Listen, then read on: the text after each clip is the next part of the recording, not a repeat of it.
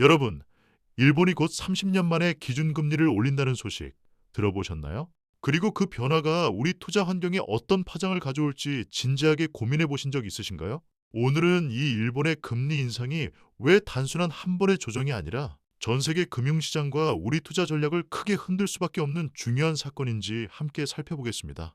우선 일본은 오랫동안 제로금리 정책 속에서 살아왔습니다. 30년 가까이 기준금리가 0.5%를 넘지 않는 특이한 상황이었죠.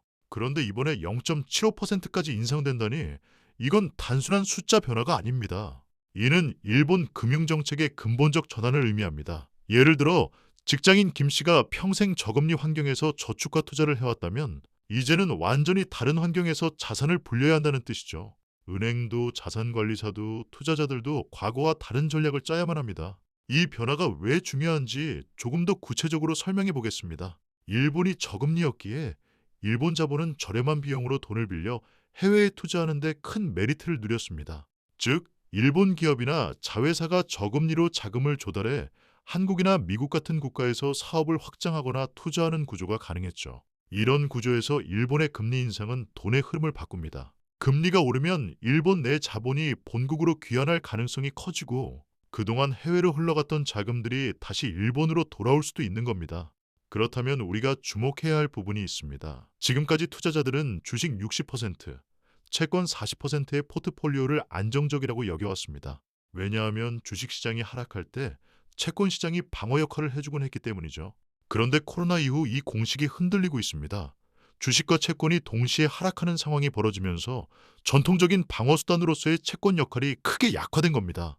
그래서 이제는 엔화 같은 통화에 일정 비중을 둬서 리스크를 분산하는 전략이 필요해졌습니다.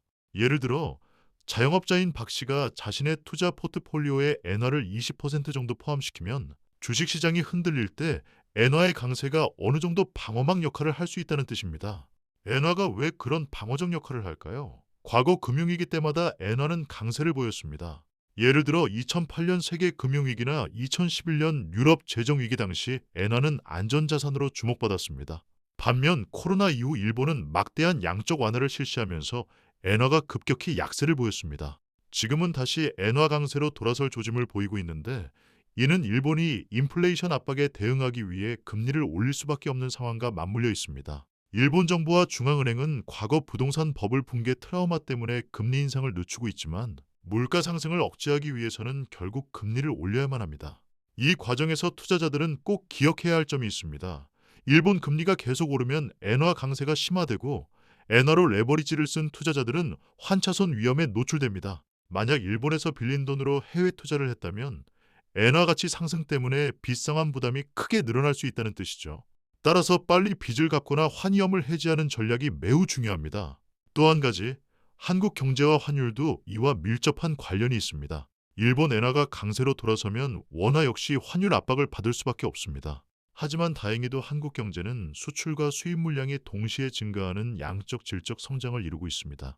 예를 들어 반도체 업계에서 활약하는 이씨처럼 수출 주도형 기업들이 많아졌기 때문에 달러를 벌어들이는 능력이 과거보다 훨씬 탄탄해졌습니다. 이는 과거 외환 위기 때와는 확실히 다른 모습입니다. 그렇지만 내수 경기는 아직 약한 편입니다. 유통 구조의 변화, 플랫폼 독점, 대출 상환 부담 등 여러 요인이 소비에 제약을 가하고 있기 때문입니다. 그래서 투자자 입장에서는 내수보다는 수출 주도 업종에 더 관심을 두는 것이 현명합니다. 또 M2 통화량이 코로나 이전 대비 크게 증가한 점도 주목해야 합니다. 단순히 돈이 많이 풀렸다고 해서 내수가 활성화되는 것은 아니고 돈이 특정 분야나 기업에 집중될 위험도 커졌기 때문입니다. 이럴 때 투자자라면 어떻게 해야 할까요? 결국 핵심은 분산 투자와 리스크 관리입니다. 단순히 주식과 채권에만 의존하기보다는 엔화 같은 대체 자산을 포트폴리오에 포함시키고 수출 중심의 우량 기업 주식을 중심으로 투자하는 것이 바람직합니다. 또 부동산 역시 환율 상승과 물가 상승에 어느 정도 방어가 되는 알짜 자산에 집중하는 전략이 필요합니다. 단 모든 부동산이 다 좋은 것은 아니므로 지역과 상품 선택에 신중해야 합니다. 마지막으로 해외 투자와 환율 변동의 관계를 살펴보겠습니다.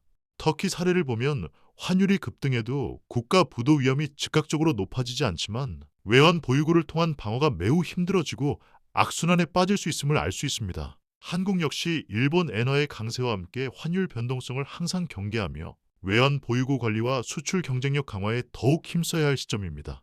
오늘 말씀드린 내용을 정리해보면 일본의 금리 인상은 단순한 정책 변화가 아니라 전 세계 자금 흐름과 투자 환경에 큰 변화를 불러옵니다. 우리는 이 변화 속에서 기존 투자 공식에만 의존하지 말고 보다 다면적이고 장기적인 시각에서 자산을 관리해야 합니다. 엔화 강세와 환율 변동성, 그리고 수출 주도형 경제 구조를 올바르게 이해하고 대비하는 것이야말로 현재와 미래의 불을 지키고 늘리는 현명한 방법입니다.